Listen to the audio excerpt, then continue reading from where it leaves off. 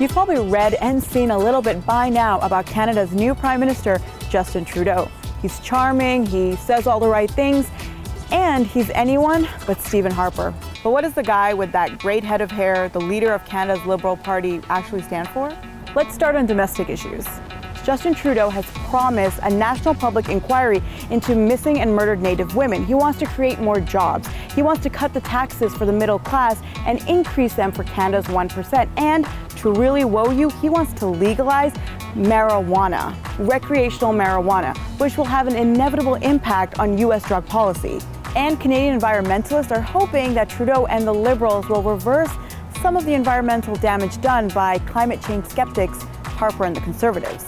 But while Trudeau has pledged to increase funding for the sciences and promoting clean energy, he supports the Keystone XL pipeline, something the president of Canada's biggest trade partner currently opposes.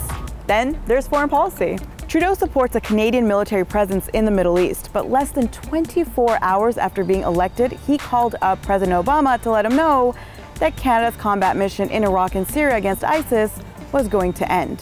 Trudeau also wants to re-establish relations with Iran and will push for immediate processing of 25,000 Syrian refugees into Canada.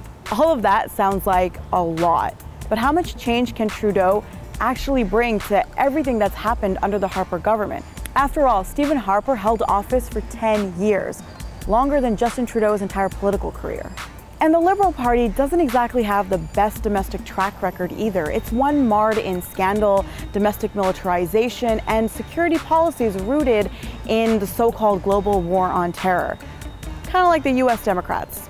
Also, while Trudeau based his entire election campaign on a call for Canadian unity, condemning Harper's Islamophobic campaign, terrorist attacks against this country. A Canadian is a Canadian. He and many other Liberals supported divisive bills that were characterized as either pandering to the fear of immigrants or Canada's version of the Patriot Act. So yes, Stephen Harper is gone, and so many Canadians have let out a sigh of relief.